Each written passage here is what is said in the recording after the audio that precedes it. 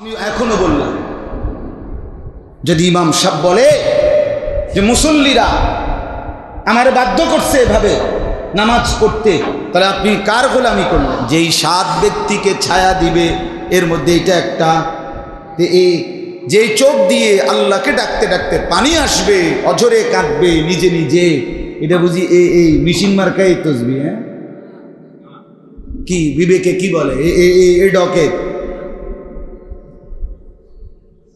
আমারে বলছে যে 4 রাকাত এশার নামাজ, 2 রাকাত সুন্নত, 20 রাকাত তারাবি, 3 রাকাত বিতির। কয় হুজুর এই যে ফোর্সি 1 ঘন্টাও লাগছে না, 13 পাইছি না। বাহ, 13 পাইছেন, 13 পাইছেন, এটা সৌভাগ্য। আপনি 4, 2, 6 এরপরে 20, 26, 26 আর 3 29 রাকাত নামাজ পড়েও আপনি 13 পাইলেন না। এটা কি নামাজ করলেন? কেমন উঠানামাটা করলেন? ঘটনাটা কি? হ্যাঁ, আমি বলছি যে আমার একজনে বলছে, চাচা কয় হুজুর আমরা হুজুরটা টনটন না হুজুর। আমার একজন মুরব্বী একবার বলছে, টনটন না হুজুর বলে। টনটন না মানে কি? মানে হুজুর এই এশা সুন্নত বিতির তারাবি পড়াইলে 13 পাওয়া যায় না, এত দ্রুত পড়তে পারে। পরে আমি বললাম, চাচা ইমাম সাহেবরে বলিয়েন, আমার নাম বলবেন, আমার নাম আনিসুর রহমান বলিয়েন যে এই হুজুরে কইছে হাসরের ময়দানে আপনাকে দুজনরে এক লগে টাঙ্গাইয়া ফেলবে। আমি বলছি, আমি এখনো বললাম, যদি ইমাম সাহেব বলে যে মুসল্লিরা আমার বাধ্য করছে এভাবে নামাজ পড়তে, তাহলে আপনি কার গোলামি করলেন? আপনি আলাম তাকুন আরদুল্লাহি ওয়াসিআ ফাতুহাজিরু ফিহা। আল্লাহ বলছে, বান্দা আমার জমিন কি ছোট্ট ছিল? আমার জমিন কি ছোট ছিল, অপ্রশস্ত ছিল না? আমি কেন আপনাদের গোলামি করব?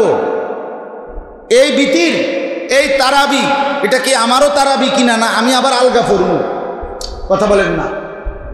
ইমাম সাহেবের তারাবি এইটা নি না আরেকটা না, হেগরে একটা বুঝ দিয়ে আবার আমি আলগা পড়ব, এটার সুযোগ আছে কি? তাহলে এটা তো আমারও বিতির, এটা তো আমারও তারাবি, এটা তো আমারও নামাজ, একই নামাজ। তাহলে আমি কেন খামখেয়ালি করব? প্রয়োজনে আমি 10 মসজিদ বদলামো, করবো না আপনাদের এমন গোলামি। বরং আল্লাহ এবং তার রসুল সাল্লাল্লাহু আলাইহি সাল্লাম যেভাবে পড়তে বলেছেন, কোরআন হাদিসে সরাসরি আছে। দুনিয়াতে যারা নিয়মিত আল্লাহর কোরআন পড়তো, হাফেজ, আলেম এবং কোরআনের তেলাওয়াতকারী, খোদার কসম হাসরের ময়দানে আল্লাহ তাআলার পক্ষ থেকে বলা হবে, ইউকালু লিসাহিবিল কোরআন, কোরআনের পাঠক, কোরআনের তেলাওয়াতকারীকে বলা হবে, ইকরা ওয়ারতাকি, তুমি তেলাওয়াত করো আর জান্নাতের উপরের দিকে উঠতে থাকো। আরো রয়েছে সুবহানাল্লাহ। এরপরে বলে নবীজি সাল্লাল্লাহু আলাইহি সাল্লাম বলেন, আল্লাহ বলবেন ওয়ারাত্তিল কামা কুনতা তুরাত্তিলু ফিদ দুনিয়া, এবং ধীরে ধীরে পড়ো যেভাবে তুমি দুনিয়াতে ধীরে ধীরে পড়েছিলে। তাড়াহুড়া করো না। ফাইন্না মানজিলাতাকা ইনদা আখিরি আয়াতিন তাকরাউহা, কেননা তোমার লিফট গিয়া জান্নাতের ওই উচ্চতায় থামবে তোমার তেলাওয়াত যেখানে গিয়ে থামবে। তুমি পড়বা যতক্ষণ, তুমি সুইচ আর টিফুন লাগবে না। আল্লাহ বলে দিছে যে লিফটের সুইচ আমি টিপ দিয়ে দিছি, এটাই থামবো, তুমি পড়তে থাকো। কারেন্টও যাইতো না, বিদ্যুৎও যাইতো না, লিফটও থামবে না, তুমি পড়ো। খামখেয়ালি মনে করেন বাস? নবী সাল্লাল্লাহু আলাইহি ওয়াসাল্লাম বলেন, প্রত্যেক নবজাতক সন্তান ইসলাম মানার যোগ্যতা নিয়েই ভূমিষ্ঠ হয়। মানুষের অস্তিত্বের সাথে, রক্তের সাথে আল্লাহ তাআলা ঈমান, ইসলাম মিশাইয়া দিয়েছে। কেউ শুধু এটাকে কাজে লাগাইলেই সম্ভব। 5 ওয়াক্ত নামাজ পড়া, এটা কি কারণে কঠিন? এমন যদি হইতো যে হুজুর নামাজ তো আমি পড়তে রাজি, কিন্তু যেহেতু ফজরের নামাজ পড়া মানে হলো 30 বস্তা সিমেন্ট ট্রাকের থেকে নামানো, এরপরে নিয়ে গোডাউনে থোয়া রাখা, এটারই তো কয় নামাজ নাকি? তো তাহলে এমনি সমস্যাটা কি? মানে ঝামেলা কি কি কারণ? এটা কি আমাদের ফোজা টানতে কইছিল, সিমেন্টের বস্তা টানতে কইছে? তাহলে আমাদের না অসুবিধা কি? বলে কি সমস্যার কারণে নামাজ পড়তে পারে না? বলেন শরীয়তের কোন বিধানটা একজন মুসলমানের জন্য কঠিন? কি সেটা? সুদ থেকে বাঁচতে বলছেন, তো হালাল উপার্জন কি করতে বলেন নাই? তো তাহলে ব্যবসা করলে হালাল পন্থায় কি উপার্জন হয় না? কথা বলেন না, হয় কি না? তাইলে মূল বিষয়টা এটা বুঝতে হবে যে আসলে ইসলাম মানা, দিন মানা শতভাগ সম্ভব, কোনো সন্দেহ নেই, সবার জন্য সম্ভব। আপনি নদীর পারে না নদীর বাহিরে, আপনারা গ্রামের না মহল্লার না শহরের, এটা কোনো কথা না। আপনি শিক্ষিত না অশিক্ষিত, এটাও কোনো কথা। আপনি সরু সরেয়া জানেন না জানেন না, লিখতেন পারেন বা পারেন না, এগুলো কোনো বিষয়। আমি মানুষ কিনা আগে এটা বলেন, কথা বলেন না, মানুষ কিনা? আমরা এখানে যারা বসছি আমরা মানুষ কিনা? তো যে মানুষ তার জন্যই আল্লাহর হুকুম মানা সম্ভব। ছাগল হইলে সম্ভব না, গরু ছাগল হাইওয়ান জানোয়ার তাদের জন্য ইসলাম মানা সম্ভব, আল্লাহর বিধান মানা সম্ভব, কারণ তাদের জন্য বিধান নাই, তাদের জন্য শরীয়তের হুকুম নাই। অতএব এটা প্রথম মনে রাখতে হবে। আমি কোনোভাবেই লম্বা করতে পারবো না। আমি মাগরিবের নামাজ পড়ছি নবীনগরে, কিন্তু এই মাগরিবের পর থেকেই এতক্ষণ সময় লাগছে এইটুকু আসতে না। আমি বুঝলাম না, এটা রাস্তা তো খারাপ, ঠিক আছে, কিন্তু খারাপও বলছে, ভাঙ্গা বুঙ্গা আছে এটা। আমি এরপর এটা যে ভাঙ্গারও তো একটা সাইজ জাত ফাত আছে, এটা কি অজাত মার্কা ভাঙ্গা আমি এটা বুঝলাম। ভাঙ্গারও তো একটা সীমা আছে। আশ্চর্য, মানে এতটা খারাপ রাস্তা আমি একেবারে স্বপ্নও ভাবি না, কল্পনায়ও ভাবি। আমার পূর্বপুরুষ কেউ স্বপ্নে দেখছি কিনা এটাও কথা। একটা কথা হইল না, একটা কথা তো ঠিক আছে, রাস্তা ভাঙ্গা সাঙ্গা তো আমরাও চলি। এই প্রায় 1.5 ঘন্টার উপরে সময় লাগছে এইটুকু আসে। আমি মাগরিব জামাতে পড়ছি নবীনগর, পরে পড়ছি এমনও না, একেবারে স্বাভাবিক জামাতেই পড়ছি না। তো তাহলে নবীনগর থেকে এখানে আসতে এতক্ষণ সময় লাগবে? আমি কোথাও কোনো চাও খাই নাই, বনও খাই, কোথাও একেবারে কোথাও। তো এটা কি হইল বলে? আমার এশার নামাজের পরে বিটগড় হাফিজ মুসা সাহেব হুজুর যে ওনার মাদ্রাসায় বয়া, তো আমি এখন আমি কি করবো, আমি কিছুই বুঝতেছি। এই জন্য বাপ, আল্লাহ যদি তৌফিক দেয় আরেকদিন কখনো ইনশাআল্লাহ লম্বা সময় বয়ান করার চেষ্টা করবো। আজকে অল্প একটু কথাই বলতে চাই। রাস্তার আইডিয়াটা থাকলে আমি হয়তো আরেকটু আগে রওনা দিতাম। মানে এটা যে এতটা নবীনগরের সাথে, তো ঠিক আছে, ভাবছি নবীনগর আইসা যেহেতু মাগরিব পড়ছি হয়তো আরো 15-20 মিনিট লাগবে, এটা তো হইতেই পারে, একজন একটু কথা কইতে কইতেই আইয়ালাম।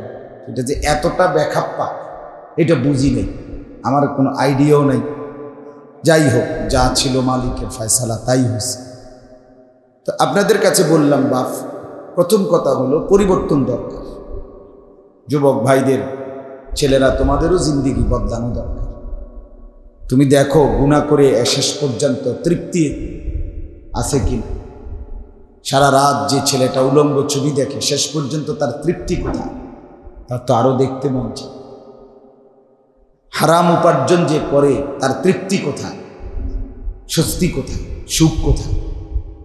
বেপর্দা নারী সে সুখ পাইল কই? সে তো এক পুরুষে তৃপ্ত নয়, অতৃপ্ত, অশান্তি দেখেই তো সে এত মানুষকে দেখাইতে চায়। যদি স্বস্তি থাকতো হৃদয়ে, তাহলে তো সে তার একজন স্বামী নিয়েই সন্তুষ্ট থাকত। তো একজন মুসলমানের বাচ্চা, সেও তো আল্লাহকে নিয়েই খুশি থাকে। এই জন্য মনে রাখতে হবে, হারাম, গুনাহ, আল্লাহর নাফরমানি কখনোই কসম মানুষকে স্বস্তি দেয়। তৃপ্ত করে না, তৃপ্ত করে না, হতেই পারে। অতএব এই দুই কথা আপনারা মিলাবেন। এক, আপনারা যেই গ্রামেরই হন, আপনাদের রাস্তা ভাঙ্গা হোক আর আপনারা যতটাই দুর্বল এলাকা হোক, ইসলাম মানা, আল্লাহকে মানা, আল্লাহর হুকুমকে মানা সম্ভব। লা ইউকাল্লিফুল্লাহু নাফসান ইল্লা উসআহা। আল্লাহ তাআলা বলছেন, আমি কারো উপরে, একটি প্রাণ, একটি আত্মার উপরেও আমি তার সাধ্যের অতিরিক্ত কিছুই চাপিয়ে দেই না।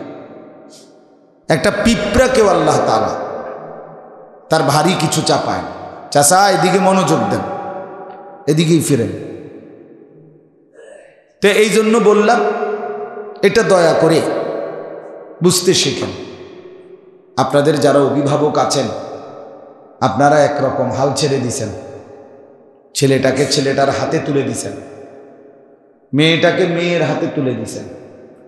ছেলেটা তার নিজের পছন্দ মতো, তার কাছে যা মন চায়, তার নিজের পছন্দ মতো চুল রাখে, নিজের পছন্দ মতো গেঞ্জি গায়ে দেয়, নিজের পছন্দ মতো জামা প্যান্ট, নিজের মন যেখানে চায় সেখানেই দাঁড়াইয়া বসে পেশাব করে, পানি নেয় না, টয়লেট পেপার ব্যবহার করে না, ওযু নাই, গোসল নাই, পাক নাই, পবিত্রতা নাই।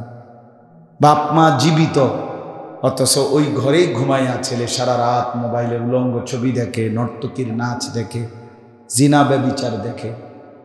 আর বাবা মা তারাও তাদের মতো জিন্দিগি শেষ করছে। তো এই সবটার ফলাফল কি? মানে একসাথ কইরা ফলাফলটা কি? কবরে বাবার পরিণতি বা কি হবে, সন্তানের পরিণতি কি হবে, স্বামীর অবস্থা কি হবে, স্ত্রীর অবস্থা কি হবে? হ্যাঁ, আলাদা হওয়ার তো সুযোগ নাই বাপ। আপনি যদি বলেন যে তার কপাল তে খাইব, না না, প্রত্যেক অধীনস্থ তার ছাড় নাই। মানে আমি আনিসুর রহমান, আমার স্ত্রী আছে, আমার 4টা ছেলে মেয়ে আছে, এই 5 জন। তাহলে এদের বাজার সংসার আমি করি, তাহলে আমার অধীনে এরা। এই কমপক্ষে কসম হাসরের ময়দানে এদের ঈমান আমলের ব্যাপারে আমার থেকে জিজ্ঞেস করা হবে, আমার ছাড় নাই। বাকিদের বিষয়টা আলাদা, কিন্তু যে যতজনকে চালা অধীনস্থ, তাদের ব্যাপারে তার জবাবদিহি করতে হবে। তাহলে আপনার ছেলেটা আপনার ঘরে নামাজ পড়ে না, আপনার মহিলাটা, আপনার স্ত্রী, আপনার মেয়ে আপনার ঘরে পর্দা করে না। আপনি মনে করছেন এই চা খাইতে খাইতে, বন খাইতে খাইতে, বিড়ি খাইতে খাইতে এই রঙে আপনি বেহেস্তে যাবেন? হ্যাঁ, গপ মার রং। বেহেস্ত কি এই সাদওয়ানের গপ? কথা বলেন না কেন?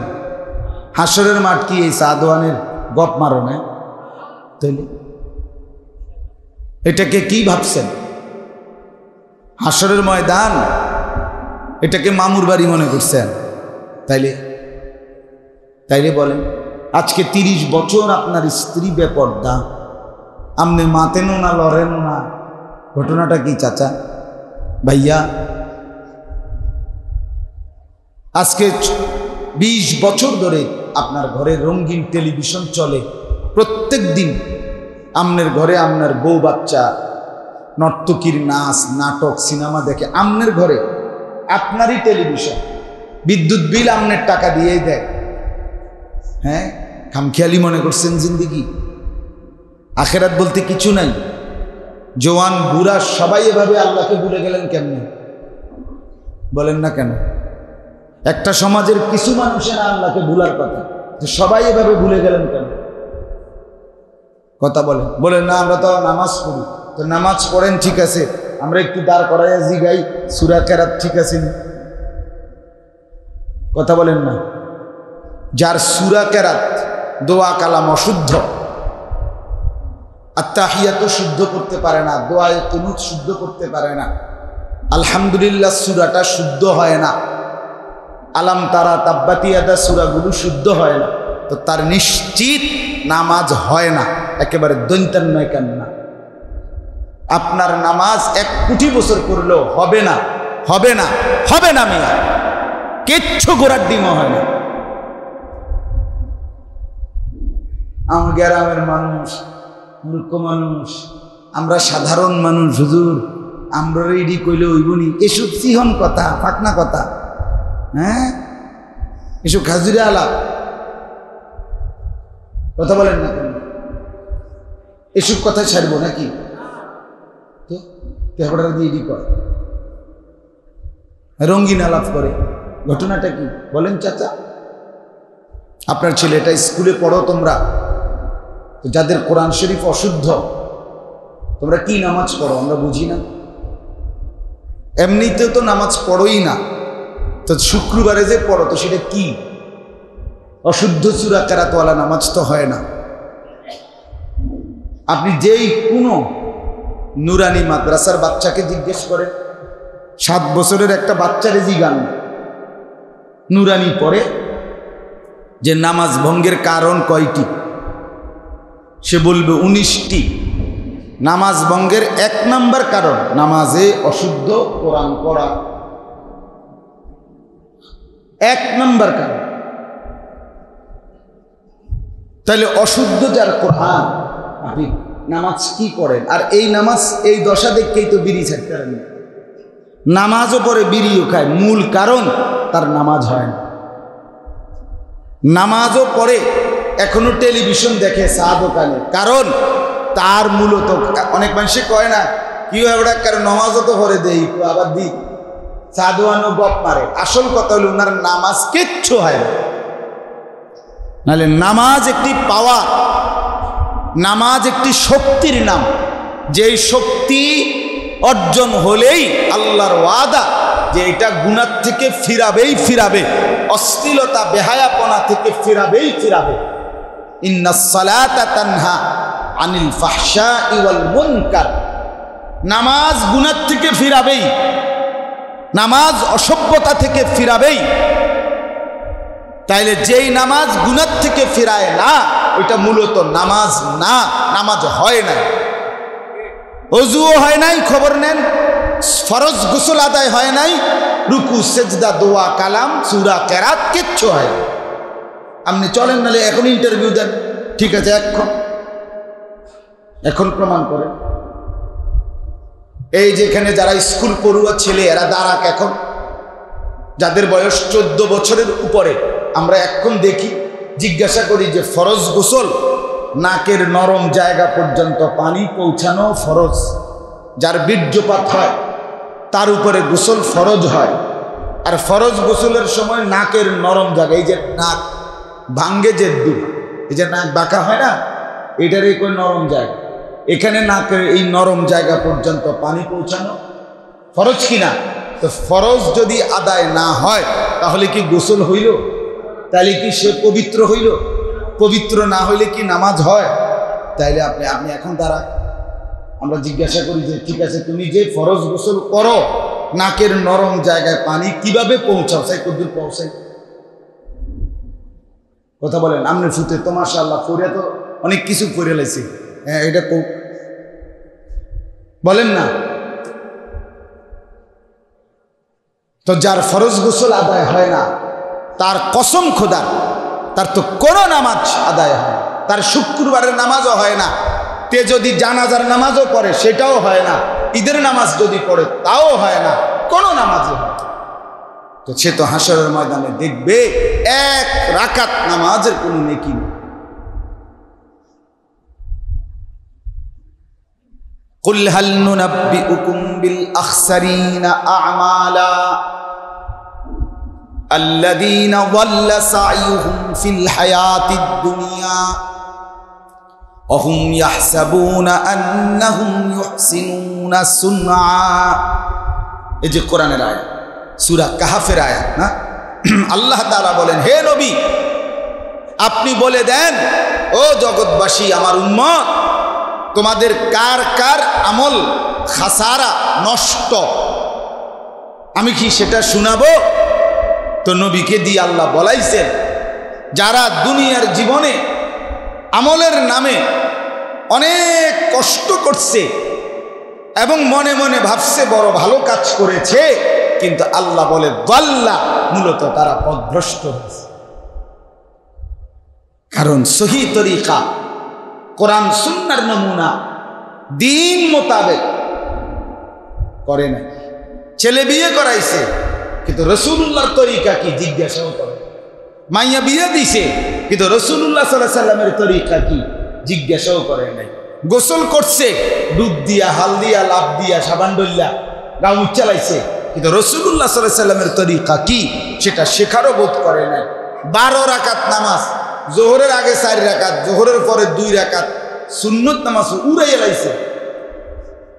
আরে আমি সেদিন দেখছি আপনার এই 3 দিন মাগরিবের পরে উনি আওয়াবিন 6 রাকাত আর 2 রাকাত সুন্নত, কত হইল?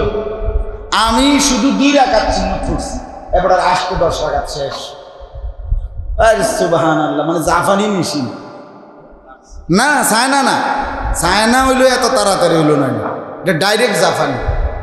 কি মেশিন লাগাইলো যেটা 8 রাকাত নামাজ 2-4 মিনিটে উড়ে এলাইল, কিতে নামাজ একেবারে। যদি কেউ মেশিন দিয়েও পড়ে তো এত তাড়াতাড়ি আত্তাহিয়াতু দুরূদ শরীফ দোয়ায়ে মাসুরা বলেন কেমনে পড়ে লাইল?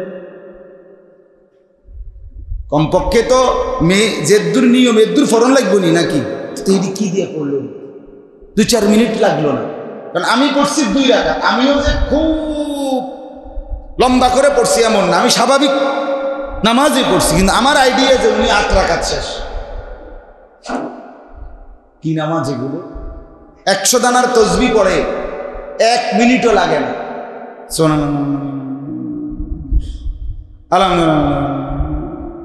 আল্লাহ করে কি তাই আসলে কি মানসি বুঝি? আমরা যদি একটা মেম্বারের লগে গিয়ে কথা কন, মেম্বারে কি বুঝবো? কি করলেন, কি বুঝলো? এটা কিছু বুঝছে কি বলেন না কেন? তো আপনি আল্লাহর সামনে যখন করছেন কেমন করলেন? কেন কথা বলেন না কেন? বান্দা যখন নামাজ পড়ে তো সে তো আল্লাহ তাআলার সাথে কথা বলে। বান্দা যখন তাসবিহ পড়ে তো খোদার কসম সে তো আল্লাহ তাআলার সাথে কথা বলে। বান্দার তাসবিহ শেষ হয়, আল্লাহ জবাব ফিরায়া দেয়। আবার কোন, আবার বলেন, এই প্রত্যেকবার সুবহানাল্লাহ বান্দা যখন বলে আল্লাহ আমি আপনার পবিত্রতা বর্ণনা করছি, এই যে সুবহানাল্লাহর অর্থ রব্বুল আলামিন বলে বান্দা তুমি বলার আগ থেকেই আমি তো আগ থেকেই পবিত্র, চলো তুমি আমার পবিত্রতা বর্ণনা করেছো, সাব্বাহতানি উসাব্বিহুকা, ফলে আমি তোমাকে পবিত্র বানিয়ে দিলাম। সাব্বাহতানি উসাব্বিহুকা, তুমি আমার প্রশংসা করেছো বান্দা, আমি তো এমনিতেই প্রশংসিত, চলো তোমাকেও আমি মানুষের কাছে প্রিয় বানিয়ে দেব।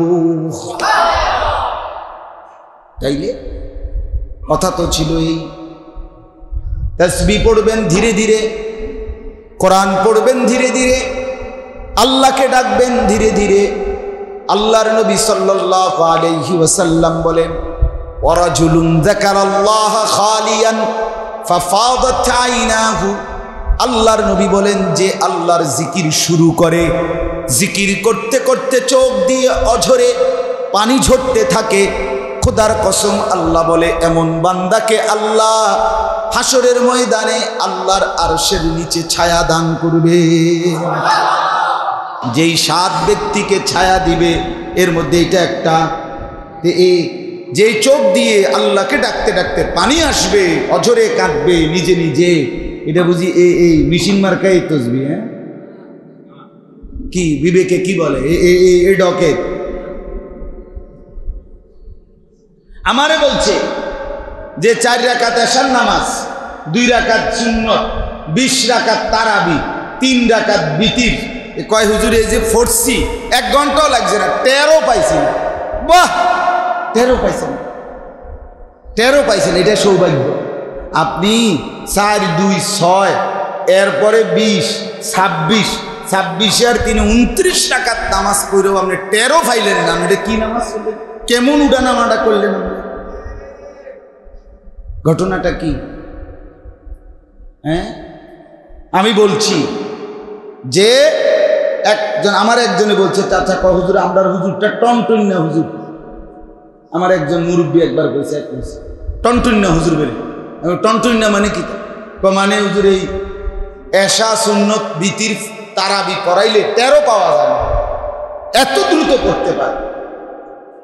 পরে আমি বললাম, চাচা ইমাম সাহেবরে বলিয়েন, আমার নাম বলবেন, আমার নাম আনিসুর রহমান বলিয়েন যে এই হুজুরে কইছে হাসরের ময়দানে আপনাকে দুজনরে এক লগে টাঙ্গাই আছে।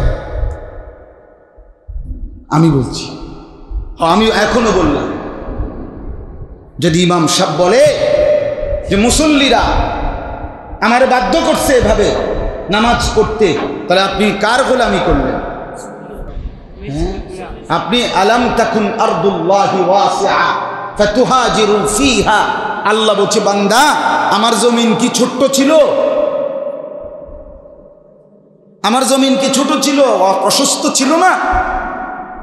আমি কেন আপনাদের গোলামি করব?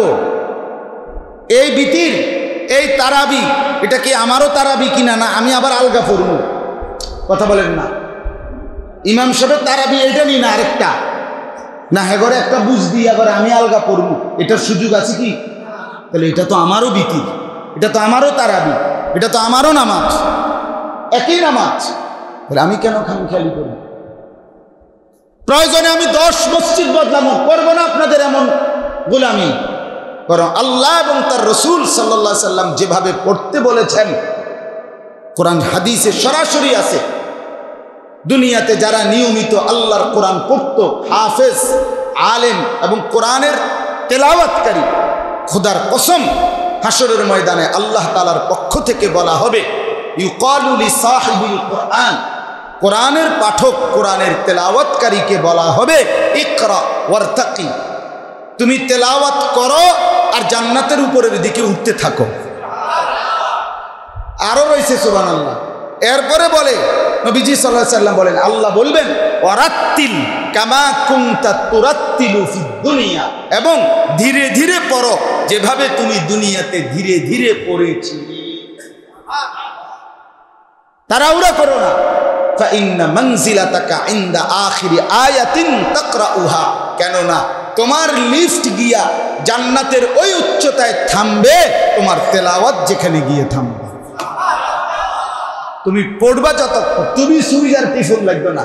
আল্লাহ বলে দিছে যে লিফটের সুইচ আমি টিপ দিয়ে দিছি, এটাই থামবো, তুমি পড়তে থাকো। কারেন্টও যাইতো না, বিদ্যুৎও যাইতো না, লিফটও থামবে না, তুমি পড়ো। খামখেয়ালি মনে করেন বাস, আমার কথায় রাগ হইয়েন না। আমি বুঝাইতে চাইলাম আপনাদেরকে, আজকে আমরা দিন খামখেয়ালি মনে করছি। একটা বৃহৎ অংশ আমরা টোটালি নামাজ ছেড়ে দিছি, টোটালি নামাজ ছেড়ে দিছি। আমার এক ঘরে আমরা, আহা মুসলমান, এটা কি মানুষ আপনারা? একই ঘরে বসবাস করে আপনার ছেলেটা ক্ষুধার 365 দিন, ক্ষুধার 365 দিনে এক বৎসরে কোনোদিন ছেলেটা ফজরের নামাজ পড়লো না। আমনে বাপ জীবিত, আমনে মা জীবিত, মুসলমানের ঘরে ঘুমাইয়া এত বড় জানোয়ার কেমনে ঘুমায়? বলেন না কেন? আরে তার বাপ কই, তার মা কই?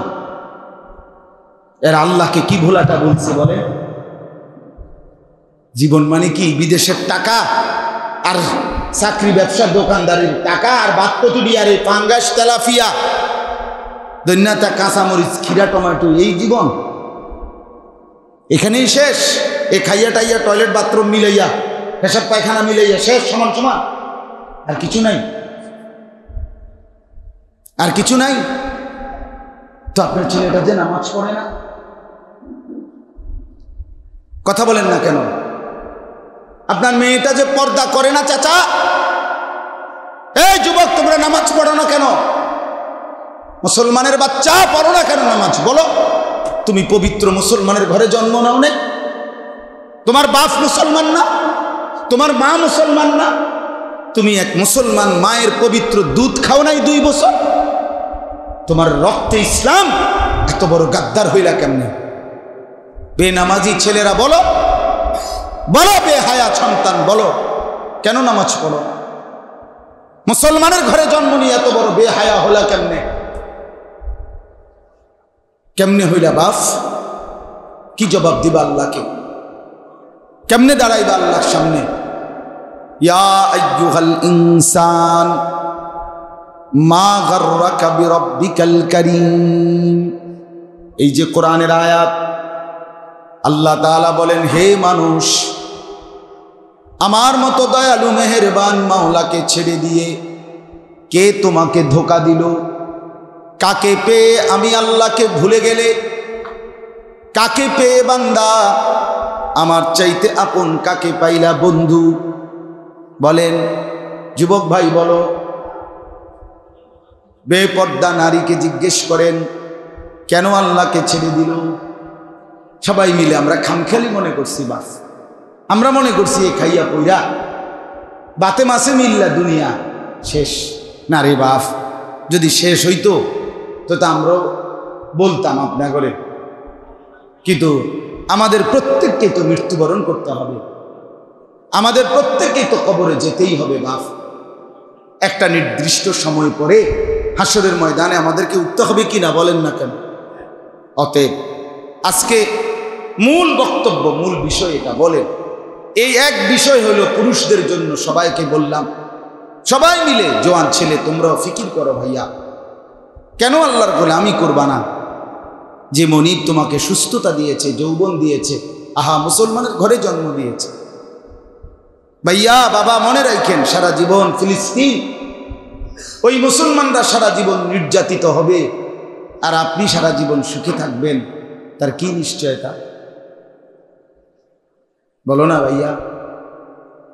তুমি কিংবা তোমার বংশধরের উপরে কোনো দিন মুসিবত আসবে না। কে দিল এই নিরাপত্তা? হ্যাঁ বলেন। কাশ্মীরের মুসলমান সারা জীবন নির্যাতিত হবে, আমরা কোনোদিন নির্যাতিত হব না। ঘটনাটা কি আসলে? আমরা সবাই জোনায়েদ বাগদাদি। রোহিঙ্গা মুসলমান, এই সেদিনও আমরা রোহিঙ্গা মুসলমানদের খবর নিছি। এখন আর মুসলমানদের কোনো সহযোগিতাও আসে না। আন্তর্জাতিক বিভিন্ন সংস্থাও দিত, তারাও আর আগের মতো দেয় না। সেই 2017 সালে আসছে মানুষগুলো, 2017 সনে এই টেকনাফে। আজকে 2024, 8 বছর হয়ে গেছে, তাদের বাড়ি ফেরার কোনো নাম নাই। সে মানুষগুলো আর কতদিন সাহায্য, কার সাহায্য? অসহায় মানবেতর। 8 বছরে যে বাচ্চাটা কোলে জন্ম নিছিল সে তো এখন বড় হয়ে গেছে। সে তো জন্মের পরে কোনোদিন আর সুখ দেখে না। সে তো জন্মের পরে কোনোদিন একটা 3 রুমের ঘর দেখে না। সে তো একটা তেরফালের ভিতরেই আজকে 8 বছর ধরে বড় হয়েছে। বলে ফিলিস্তিনের মাসুম বাচ্চা আর কতদিন কাঁদবে? অভাবী মা, দুঃখী মা আর কতদিন চোখের পানি ফেলবে? বলেন বাস। মাত্র 2 দিনের বা 1 দিনের ঘূর্ণিঝড়ে আমাদের হালাত কি হয়েছে বল? এই জন্য দয়া করে বুঝতে শিখেন, ভাবতে শিখেন। ছেলেরা ভাইয়া তোমাদেরকে বলি বাস, কমপক্ষে নিজের হায়াতের কদর করো।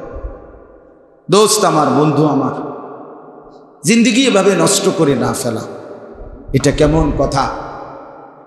একদিনও 1 ওয়াক্ত নামাজ, 5 ওয়াক্ত নামাজ পড়তে মন চায় না। কি ভুলাটা আল্লাহকে ভুলে গেল। উফ, কুনু কাল্লাযীনা নাসুল্লাহ ফাআনসাহুম আনফুসাহুম। আল্লাহ কিন্তু একটা বড় শক্ত কথা বলছে বান্দা। আল্লাহ বলে, ইমানদার মুমিন, আমি আল্লাহকে এই পরিমাণ ভুলে যেও না। লম্বা সময় যদি ভুলে যাও, একদিন আমি তোমার পরিচয় তোমার থেকে ভুলিয়ে দেব। তখন আর মনে পড়বে না তুমি মুসলমান, আর কোনোদিন মনে পড়বে না তোমাকে কবরে যেতে হবে। রং তামাশার ফুর্তির এই দুনিয়ায় তুমি তো নাচতেছো, কিন্তু সত্যি সত্যি কবর একদিন লাথি মেরে তোমারে ফেলে দিবে। আজরাইল ধাক্কা মেরে তোমারে লাথি দিবে, কবরে ফেলে দিবে, বলবে যা, বের হয়ে যা। দুনিয়া কাউরে থাকতে দেয় নাই, দিয়েছি কি? আমার দাদা তো নাই, বাপও নাই। আমি তো দাদাকেও জীবিত দেখছি, এখন আবার দাদার কবরও দেখছি। আমি তো বাপকে জীবিত দেখেছি, আবার আমার বাবার কবরও তো দেখেছি। এই কয়দিন আগে আমার জ্যাঠা মারা গেছে, জ্যাঠাকেও দেখছি আমি জীবিত। জ্যাঠা যেদিন মারা গেছে তার খালি কবরে দাফন করার আগে কবরের দিকে আমি অনেকক্ষণ তাকায় কাঁদছি। আর কবর যেন মাটি আমারে ডাক দিয়ে বলছে, আনিস তোর জ্যাঠারে বানাইবার জন্য আমি এখান থেকে একটু মাটি দিছিলাম, আজকে আমার মাটি আমি ফেরত নিলাম। ওয়াফিহা নুঈদুকুম, তোমারেও ফেরত নেবে। মাটির ওই কবর তোমারে ঠিক ঠিক টেনে নিবে বন্ধু।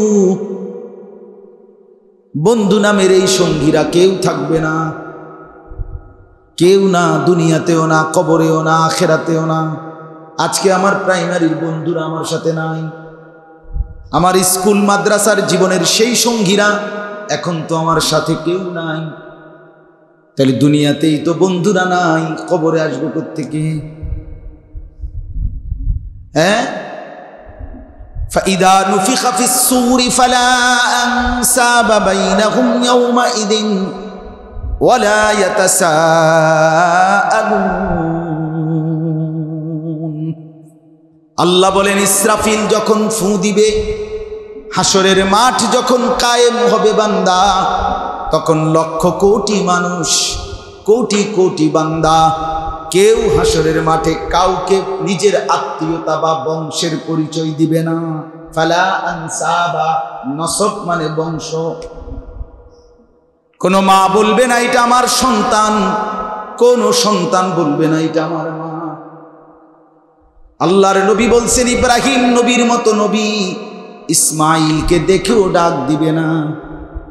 ইয়াকুব নবীর মতো নবী, যিনি দুনিয়া থাকতে 40 বছর ছেলেটার জন্য কাঁদতে কাঁদতে অন্ধ হয়ে গেছিলেন, সেই ইউসুফকে খোদার কসম চোখের সামনে দেখবার পরেও ডাক দিবে না। না বন্ধু না। ইন্নাল মুজরিমিনা ফি আযাবি জাহান্নাম খালিদুন। আল্লাহ বলেন, নাফরমান পাপী জাহান্নামের আযাবের মধ্যেই থাকবে চিরদিন। লা ইউফাত্তারু আনহুম, আল্লাহ বলেন কোটিবার চিৎকার করলেও 1 সেকেন্ডের জন্য জাহান্নামের বিরতি মিলবে না। লা ইউফাত্তারু মানে হলো ফাতরাত মানে বিরতি। ওয়া হুম ফীহি মুবলিসুন, আল্লাহ বলেন জাহান্নামী লক্ষ কোটি বছর মলিন চেহারা নিয়ে থাকবে, কোনোদিন হাসবে না, এক ফোঁটাও না, শুধু চিৎকার করবে। আল্লাহ বলবে, ওয়ামা যালামনাহুম ওয়ালাকিন কানু হুমুজ জালিমিন। আল্লাহ বলবে, বান্দা আমি কিন্তু এক বিন্দু জুলুম করি নাই, তুমি করেছো। ফজরের নামাজ ছিল 4 রাকাত, 4 রাকাত পড়তে আমি রব্বুল আলামিন সময় দিছিলাম 1 ঘন্টারও বেশি। তাহলে 4 রাকাত নামাজ পড়তে কি 1 ঘন্টা লাগে? জোহরের নামাজ 12 রাকাত, আমি তো সময় দিয়ে রাখছি 2-2.5 ঘন্টা। বান্দা, তাহলে আমি জুলুম করলাম কই? হায়াত দিলাম আমি, জীবন দিলাম আমি, যৌবন দিলাম আমি, রাত দিলাম, দিন দিলাম, আলো দিলাম, বাতাস দিলাম, রৌদ্র দিলাম, বৃষ্টি দিলাম, হাত দিলাম, জবান দিলাম, শরীর দিলাম, দিমাগ দিলাম, আমারে কেমনে সেজদা করলা না? কেমনে আমার সাথে রাগ করলা? হযরত মাওলানা তারেক জামিল সাহেব বলছে, কোন মা তার সন্তান যদি 6 মাস মায়ের খবর না রাখে, 6 মাস পরে মার কাছে যদি ছেলেটা কোনো কারণে আসে, মা যদি বুকের মধ্যে জড়াইয়া ছেলেটার দিকে তাকাইয়া চোখের পানি ফেলে দিয়ে বলে যে, ফুত আজকে 6টা মাস মার খবর না নিয়ে কেমনে রে থাকতি? হযরত মাওলানা তারিক জমির সাহেব বলে, পাথর দিন মানুষের তো মাথাটা নুয়ে যাবে, চোখে পানি চলে আসবে না? তো রব্বুল আলামিন যেন বলে, বান্দা আজকে 1 বছর যাবত কোনোদিন 5 ওয়াক্ত নামাজ পড়লা না, আমারে ছাইরা কেমনে থাকলা বান্দা? এটা যখন আল্লাহ জিজ্ঞেস করবে কি জবাব দিবেন? যুবক ছেলে বলো, কত নারী দেখলে শখ মিটবে? কত বেডি দরকার, কত উলঙ্গ ছবি দরকার? এই পৃথিবীর কত নর্তকী তোমার দরকার? কত নারী হলে তোমার শখ মিটবে বলো যুবক? আর কত লম্বা সময় আড্ডা দিলে, আর কত সময় মেয়ের পিছনে ঘুরলে তোমার তৃপ্তি হবে বলো? লোনা পানি তৃপ্তি করে না, পবিত্র পানি তৃপ্তি এনে দেয়। এজন্য সমুদ্রের লোনা পানি তৃপ্ত হয় না, এজন্য হারাম নারী তৃপ্তি দেয় না, হালাল স্ত্রী তৃপ্তি এনে দেয়। বুঝেন নাই? জন্য সিনেমার নর্তকী যতই দেখো, রাস্তার বেপর্দা নারী, মোবাইলের অস্থির ছবি যতই দেখো, খোদার কসম বন্ধু তুমি তৃপ্তি হবা না। জীবন যাবে, যৌবন যাবে, শরীরের সক্ষমতা শেষ হবে, একদিন তোমারে আর হার্বাল কোম্পানির ওষুধও আর ধরবে না। হ্যাঁ, এটাই সত্য। অসংখ্য ছেলে, অসংখ্য যুবক, আপনারা জানেন না চাচা, আমরা জানি, আমগো কাছে যে দোয়া চায়, কাগজে লেখে, কান্দে, আমরা জানি। হাজারো লাখো যুবক এই নারী দেখতে দেখতে, অশ্লীল ছবি দেখতে দেখতে নিজের শরীর, যৌবন, নিজের হাত অপব্যবহার করে শেষ করে দিয়েছে। এখন আর শরীরের সক্ষমতা, ধুকে ধুকে কাঁদে, কেউ জানে না, কেউ জানে না। আমার এমন মানুষও বলছে, হুজুর 4 বছর ধরে একই বিল্ডিংয়ে থাকি, স্বামী স্ত্রী আমরা দুজনই, সবাই জানে, তা আমি আরো আলাদা থাকি, লজ্জার ভয়ে কেউরে বলি না। হ্যাঁ, আল্লাহ মাফ, আমি খোলামেলা বললাম, বুঝার জন্য। এই জন্য যুবক ভাইয়া, জিন্দগি নষ্ট করো, দুনিয়াও কষ্ট পাইবা বাপ, কবরও কষ্ট পাইবা, আখিরাতেও কষ্ট পাইবা। মুরব্বী চাচা আপনাদেরকেও বলি, বাপ, ছেলে মেয়ে পরিবার, শুধু তাদের ঘর, বিল্ডিং, দালান, সোফা, ফার্নিচার, এতটুকু মিলাইয়া জমি জামা, বিদেশ, বিয়া, এদূর গুছাইয়া আপনি কবরে যাই, আপনি মনে করেন না যে আমার যা করার ছিল করছি না, আপনি কিছুই করেন না, এটি আপনি মূল্য হইতো। যে বেটার বাপ মরিয়া গেছে জন্মের দিন, তে বড় হয় না, কথা কয় না কেন? এতিম বাচ্চা বড় হয়নি, এতিম বাচ্চা পরে বিয়ে করতে পারেনি, এতিম বাচ্চা গদ্দুয়ার করতে পারেনি, হইতে কেমনি করলো? তাহলে এগুলো আপনি না ব্যবস্থা করলেও হইতো। কিন্তু ঈমান, সেজদা, আল্লাহর কোরআন, নামাজ, এটা যদি আপনি ছোটবেলায় ব্যবস্থা করে না দেন, তো এই সন্তান যদি নষ্ট হয়, এই সন্তান যদি হাসরের ময়দানে জাহান্নামী হয়, আল্লাহর কসম কোরআনে আছে, ওই মা বাপকে বেজ্জুতি কইরা পায়ের নিচে লাথিয়া এরপরে জাহান্নামে যাবে। আমি বললাম, পায়ের নিচে ফালাইয়া ওই সন্তান মা বাপকে লাথি দিবে, লাথি না, জালহুমা তাহতা, পায়ের নিচে ফালাইয়া মুড়াইয়া তারপরে বলবে, আল্লাহ জাহান্নামে আমি যাব, ঠিক আছে, বাপ মারে কতক্ষণ উস্কাইয়া খামখেয়ালি মনে করে। জিন্দিগি মানে বন আর চা, শেষ বয়স, চা দিয়ে আর বন দিয়া ভিজাইয়া খাওন আর বিড়ি খাওন। হ্যাঁ, আর এই চা দোয়ানে বইয়া গপ মারন আর মানুষের বদনাম, গিবত, 14 গোষ্ঠীর সমালোচনা করেন বইয়া বইয়া, এডি কাম। হ্যাঁ, আল্লাহ তাআলা শেষ বয়স এজন্য দিছিলেন, আপনার এই খামখেয়ালি করার জন্য। আল্লাহ হায়াত দিছেন এই জন্য আপনি বইয়া বইয়া বিড়ি খাইতেন, পান খাইতেন বইয়া বইয়া। আপনি শেষ বয়সের কোনো কদর নাই, হায়াতের কোনো কদর নাই, আখিরাতের পুঁজি হয়ে গেছে, আপনার পরকালের ব্যবস্থা হয়ে গেছে। একদিন 50,000 বছর শুধু হাসরের মাঠে। নবী সাল্লাল্লাহু আলাইহি সাল্লাম বলেন, সর্বশেষ যেই লোকটা কবরে যাবে, হতে পারে তাকেও কবরে থাকতে হবে 40,000 বছর। এখন যারা মরতেছে, নূহ আলাইহিস সালামের জামানায় যারা মরছে, মনে করেন নূহ আলাইহিস সালামের যুগে যারা মরছে, তারা আজকে কত বছর ধরে কবরে? ভাই কোন তো খবর আছে কি? ইব্রাহিম আলাইহিস সালামের যুগে যারা মারা গেছে, নমরুদ আজকে কত বছর কবরে? কারুন, হামান, তারা আজকে কত বছর? কি বন্ধু, আখেরাত তো ছোট্ট কদ্দুর না, ছোট্ট কদ্দুর না, এটা একটা গুদারা ফারণ না, এটা তো এই কদ্দুর ঘাট পার হওয়া না যে নৌকা কদ্দুর ছেড়ে দিলাম আর পারে চলে আসলাম, এমন না তো ভাইয়া।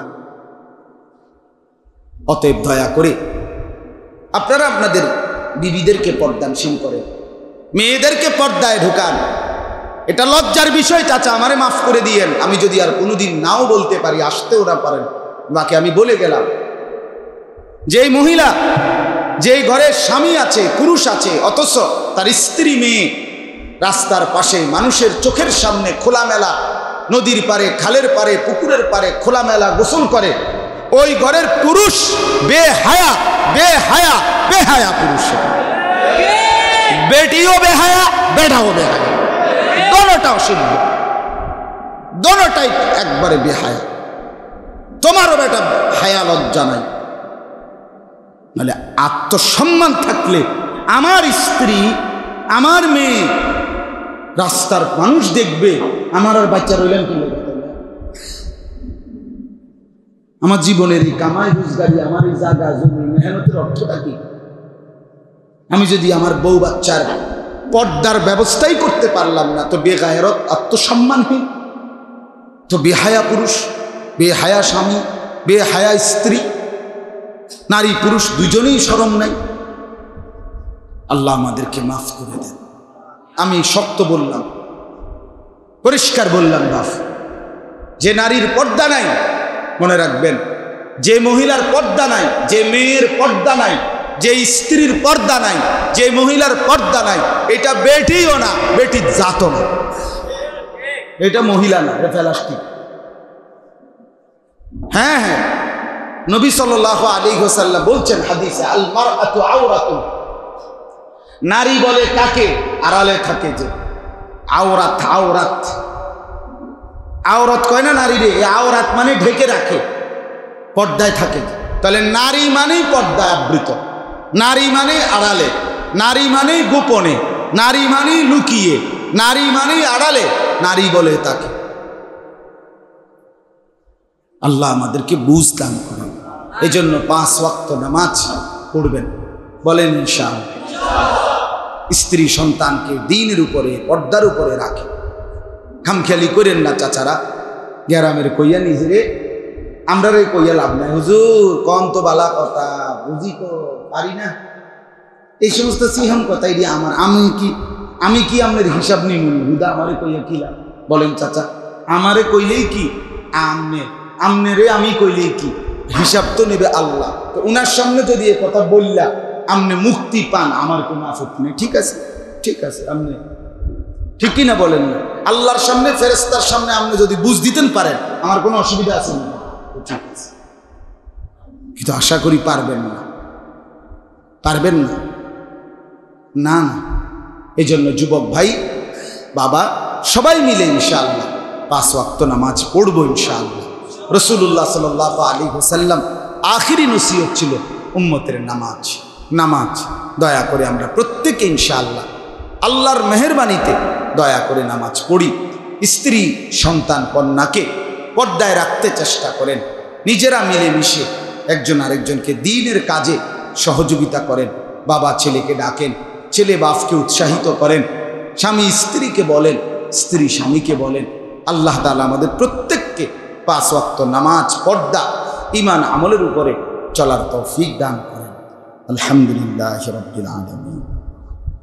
মৌলায়ে করিম আপনি মাফ করে দেন, রব্বে করিম আপনি মাফ করে দেন, মেহেরবান মৌলা আপনি মাফ করে দেন।